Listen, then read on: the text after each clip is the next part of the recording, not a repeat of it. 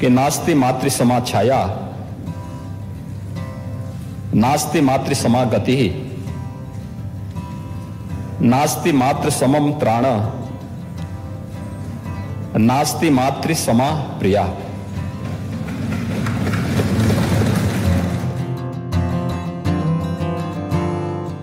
देश के दो दिग्गजों का अपनी मां के लिए प्यार किसी से छिपा नहीं, फिर चाहे वो प्रधानमंत्री नरेंद्र मोदी हो या फिर यूपी के मुखिया योगी आदित्यनाथ।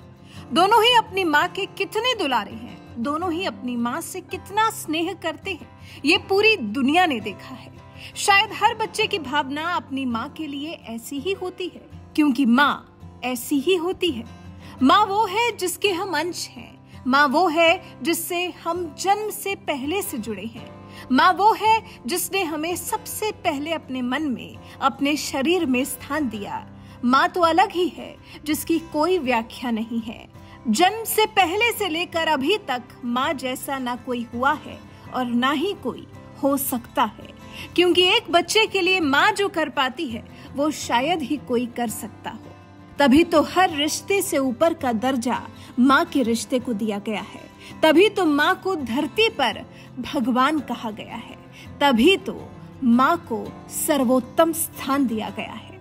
इसी माँ पर, माँ शब्द पर गुरुवार को यूपी के मुखिया योगी आदित्यनाथ ने एक श्लोक पढ़ा और जैसे ही उन्होंने ये श्लोक पढ़ा सदन तालियों से गूंज उठा, क्योंकि जब माँ की बात हो रही होती है ना, तो कोई पक्ष या कोई विपक्ष नहीं होता, सिर्फ माँ होती है और होता है माँ का दुलार। भरे सदन में सीएम योगी आदित्यनाथ ने मां पर संस्कृत का श्लोक पढ़ा। उन्होंने कहा, नास्ति मातृ समा छाया, नास्ति मातृ समा गति, नास्ति मातृ समः त्राण, नास्ति मातृ समः प्रिया। यानी कि माँ के समान कोई छाया नहीं है, माँ के समान कोई सहारा नहीं है, माँ के समान कोई रक्षक नहीं है और माँ के समान कोई प्रिय चीज भी नहीं है। और बस सीएम योगी का मां पर लिखे गए इस संस्कृत श्लोक का अर्थ समझाना हुआ और उधर सदन में तालियों की गड़गड़ाहट शुरू हो गई। आप भी सुनिए मां पर श्लोक पढ़ते सीएम योगी आदित्यनाथ को। मुझे महर्षि वेदव्यास की पंक्तियां याद आती हैं, जो उन्होंने नारी शक्ति के बारे में कहा है, खासतौर पर मातृशक्ति के बारे में, कि नास्ति मातृ समा छाया, नास्ति मातृ समा गति, नास्ति मातृ समम त्राण, नास्ति मातृ समा प्रिया।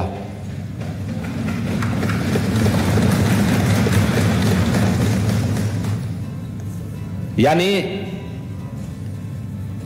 मां के समान कोई छाया नहीं है, मां के समान कोई सहारा भी नहीं है, मां के समान कोई रक्षक नहीं है और मां के समान कोई प्रिय भी नहीं होता है। और मुझे लगता है कि मातृशक्ति के प्रति अगर ये भाव हर नागरिक के मन में आ जाए तो मुझे लगता है कि कुछ भी असंभव नहीं है। सीएम योगी इस श्लोक के जरिए ये बताने की कोशिश कर रहे थे कि अगर हर इंसान इस एक श्लोक का मतलब ठीक से समझ ले तो शायद समाज में सब कुछ ठीक हो सकता है। दरअसल उत्तर प्रदेश विधानसभा के मॉनसून सत्र का चौथा दिन महिलाओं को ही समर्पित रहा। 22 सितंबर के दिन को विधानसभा अध्यक्ष ने महिला विधायकों को समर्पित करने की घोषणा की। विधानसभा अध्यक्ष सतीश महाना ने कहा, यूपी विधानसभा ने सबसे पहले देश में पहल की है कि सत्र का एक दिन महिलाओं के लिए स्पेशल होना चाहिए। ये फैसला विधानसभा की कार्य मंत्रणा समिति की बैठक में लिया गया था, जिसका समर्थन यूपी के सभी राजनीतिक दलों ने किया। इसी दौरान सीएम योगी ने महर्षि वेदव्यास का श्लोक पढ़कर सुनाया। नास्ति मातृ समा छाया, नास्ति मातृ समा गति, नास्ति मातृ समम त्राण, नास्ति मातृ समा प्रिया। इस श्लोक का अर्थ बताते हुए सीएम योगी ने कहा, माँ के समान कोई छाया नहीं है, माँ के समान कोई सहारा भी नहीं, माँ के समान कोई रक्षक भी नहीं और माँ के समान कोई प्रिय भी नहीं होता। अपने संबोधन में योगी आदित्यनाथ ने भारत में महिला सशक्तिकरण के लिए हासिल की गई उपलब्धियों पर चर्चा करने को कहा। सीएम योगी ने कहा, मातृशक्ति के प्रति सम्मान का भाव हर नागरिक के मन में आ जाए तो समस्याएं दूर हो जाएंगी, जो कि सही भी है। जिस किसी ने भी इस एक श्लोक का मतलब ठीक से समझ लिया तो महिलाओं का जीवन सुधरने में देर नहीं लगेगी। इसी ध्येय के साथ पूरा एक दिन सत्र का महिलाओं के नाम समर्पित कर दिया गया। वैसे आप इस श्लोक को अपने जीवन में कैसे उतारते हैं? आप अपनी माँ को किस तरह से पूछते हैं? आप अपनी माँ की अपनी जिंदगी में अहमियत को कितना समझते हैं? कमेंट कर हमें जरूर बताएं। साथ ही अंत में ये भी सुनते जाएं कि महिलाओं के लिए शुरू की गई तमाम योजनाओं के साथ साथ जिस एक दिन को महिलाओं के लिए समर्पित किया गया है, उस एक दिन के लिए सीएम योगी ने सभी से क्या अपील की। सकारात्मक भाव के साथ इस चर्चा को आगे बढ़ाने के लिए मेरी आपसे भी अपील होगी कि कुछ देर के लिए ही सही, लेकिन पीठासीन अधिकारी के रूप में भी कोई बहन वहां बैठ करके सदन का संचालन कुछ देर के लिए ही सही कर सके तो मुझे लगता है एक माहौल और उस दौरान करें। और मुझे लगता है उनको आज नियमों के बंधन से मुक्त करिए। आज उनको केवल इस विषय पे बोलने दिया जाए। जो योजनाएं हैं उन योजनाओं पर, जो योजनाएं जो अन्य उनसे जुड़ी हुई उनके क्षेत्र से जुड़ी हुई समस्याएं होंगी उन समस्याओं पर, और समय की भी बाध्यता ना हो। तो जितना बोलना चाहेंगे बोलें, दिन भर चले, दिन भर इसी पे चर्चा चले। और इसीलिए यहां पर सदन के बारे में मैंने इसी बात को कहा, क्योंकि खन्ना जी से मैंने पूछा भोजन की कोई व्यवस्था है, तो इन्होंने कहा कि मैंने कहा भी आप तो अपनी जेब में भोजन लेके चल लेते हैं, लेकिन जो दिन भर जिनको बोलना होगा उनका क्या होगा? मैंने कहा यहां भोजन की व्यवस्था करवा दें, लोग अपना बोले भी, यहां भोजन भी लें, अच्छा होगा।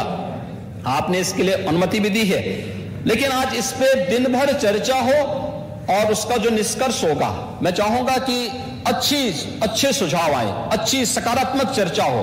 और उस सकारात्मक चर्चा को हम लोग, देखिए आरोप प्रत्यारोप हमेशा लगते हैं, आज उससे ऊपर उठ करके एक सकारात्मक दृष्टिकोण के साथ, क्योंकि ये जब प्रकाशन होगा तो उस प्रकाशन में आपका नाम जाए। विधानसभा की कार्रवाई में जो कुछ हम बोलते हैं, ये जो भी आएगा, यह यहां का एक दस्तावेज बनेगा। 5 साल, 10 साल, 15 साल, 50 साल, 100 साल के बाद जिन्हें कभी देखना होगा तो वे देख सकें, दस्तावेजों को उड़ेल सकें, देख सकें कि आपके द्वारा कभी क्या बोला गया है, और उसके बारे में फिर उससे कुछ प्रेरणा प्राप्त कर सकें। इसलिए एक अच्छी बहस को हम आगे बढ़ा सकेंगे। इस विश्वास के साथ मैं आपका हृदय से आभारी हूं कि आपने आज का ये दिन केवल प्रदेश की चुनी गई महिला सदस्यों को के लिए आरक्षित किया है।